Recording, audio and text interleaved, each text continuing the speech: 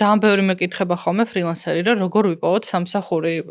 საქართველოს ბაზარზე რა. ერთი ის რომ პროფესიონალი როცა ხარ, ძიებაც კი არ გჭირდება, ძირითადად თვითონ გიკავშირდებიან ხოლმე დამკვეთები, მაგრამ მეორეს მხრივ შენ თუ ქონდა რაიმე სტრატეგია მაგ მიმართულებით, თუ შენ შემთხვევაშიც ესე მოხდა რომ ხმა გავრცელდა. რაღაც გზა არის რა მოკლედ რა. მე მაინც საბოლოო ჯამში რო ვუყურებ ცოტა პრაგმატულად რომ შევხედოთ, არ მჯერა იმის რომ ადამიანი შეიძლება გამოვიდეს უნივერსიტეტიდან და გადაიქცეს ფრილანსერთან დამოკიდებულებით. ანუ მაგას მე რაც პერსონალური ბრენდის შენება ბევრი რამე დაარქვეს, მე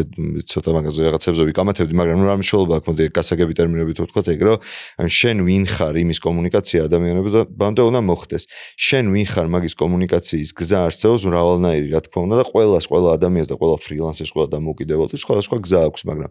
მე მაინც მგონია რომ იმისთვის რომ რაღაც სფეროში დამოუკიდებელ ადამიანად გიცნონ და რაღაც და შესაბამისად საქმე მოგანდონ და ასე შემდეგ რაღაც გზა უნდა გქონდეს გავლილი რითიც ამ სფეროში და ამ ხალხში და ამ ადამიანებში მოხდება აი წეღან საუბრობდით რა ეგ არ არის მხოლოდ რაღაცა ლუდის ბაკალთან მასთან რა ქვია ლუდის კათხასთან ნეტვორკინგი რა მგონია რომ საქმიანი ნეტვორკინგის ნაწილიც არის ან შეიძლება ეს იყოს კომპანიიდან დაიწყო ამ კომპანიიდან გაიცნო ადამიანები შეიძლება ან პორტფელის შექმნა არის რა და მე ცოტა არ მჯერა იმის რომ შემიძლია რომ აი აუდგე და ეგრევე პორტფელი და მე არ მჯერა ოღონდ ეგ არ ნიშნავს რომ მე არ წარმომიდგენია ეგ ეგრე რომ აი აუდგე და რაღაც უნივერსიტეტიდან გამოვედი და ეგრევე დამოუკიდებელი ვხდები რა კარგია ეხლა თან რაღაც სფეროებში არის მე უფრო ჩემ სფეროზე გულისხმობ რა თქმა უნდა რაღაც success case-ები გჭირდება ამისთვის გჭირდება ვიღაც რომ გენდოს და იმისთვის რომ ვიღაც გენდოს გჭირდება ასევე რაღაცა ჩაკეტილი წრე არის რა და ამიტომ პრობლემაც არის შოთა ანუ უნივერსიტეტები ვერ გაძლევენ ისეთ განათლებას ვთქვათ რომ რაღაცა პროფესიონალურად იმუშაო და აუცილებლად გჭირდება და პრაქტიკა სამსახური და აუცილებლად გჭირდება სტრატეგიის შერჩევა დღეს მაგალითად ჩემი ჯგუფის მაგალითზე ვიტყვი ბევრი ვინ სამსახურს ეძებს ხოლმე სტუდენტი განსაკუთრებით არის მოლოდინებით ახსვილი, რომ პირდაპირ ძალიან მაგარ კომპანიაში ძალიან კარგი ხელფასზე, ძალიან კარგი პირობებით დაიწყებენ ხოლმე მუშაობას და რეალურად რეპუტაციის გამომუშავებას, უნარების გამომუშავებას, რაღაც კორპორატიული ეთიკის, კულტურის ჩამოყალიბებას აუცილებლად სჭირდება დრო და პროფესიონალებთან მუშაობა. პროფესიონალებთან რომ იმუშაო, ამისთვის კორპორაციაში გჭირდება დასაქმება. ხო, ან კორპორაციაში მე მაგაში გეთახვები 100%-ით. იმიტომ რომ მგონია რომ ეგ აი ნებისმიერი კონსულტანტისთვის და დამოკიდებელი ადამიანისთვის უმნიშვნელოვანესია რომ კომპანიის მხარეს ნამუშევარი კონდეს და ესმოდეს იმათ ადგილას თავის წარმოდგენა შეეძლოს და სხვანაირად ვერ შეძლებ იმათ ადგილას თავის წარმოდგენას იმიტომ რომ იქ სულ სხვა სამყაროა როგორც წესი და თუნდაც ის რაც ჩვენ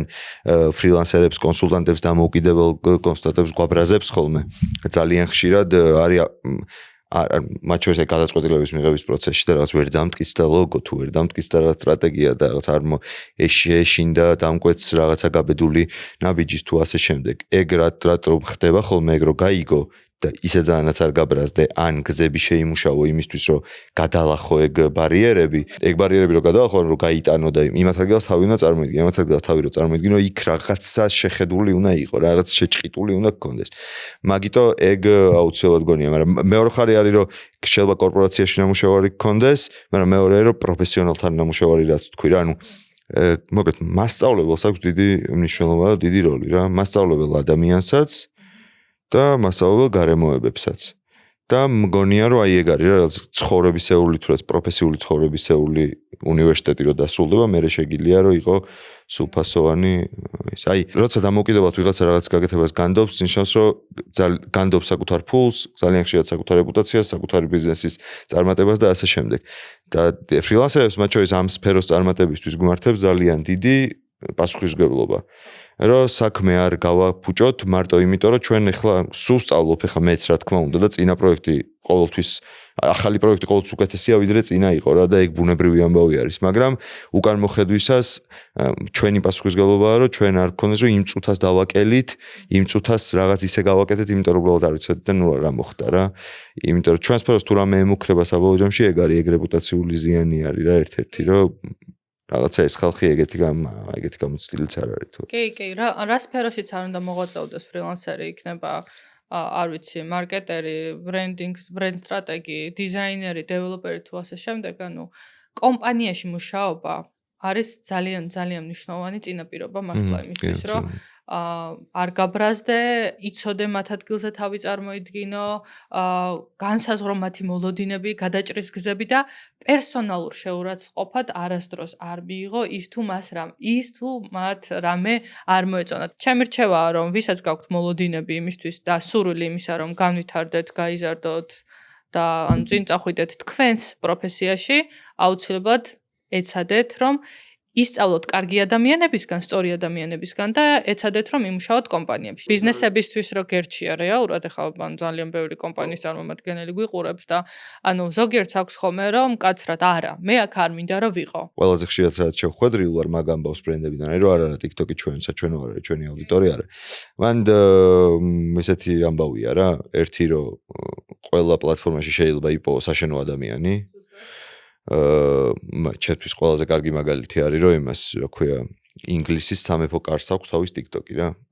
თენ რავი, მაგაზე კონსერვატული ბრენდები არა. ხო, ანუ ყველა შეუძლია რომ სათავისოდ გამოიყენოს, გასართობი კონტენტიც თავისუფლად შეგიძლია აკეთო და ესეც რა ქვია, სასწავლოც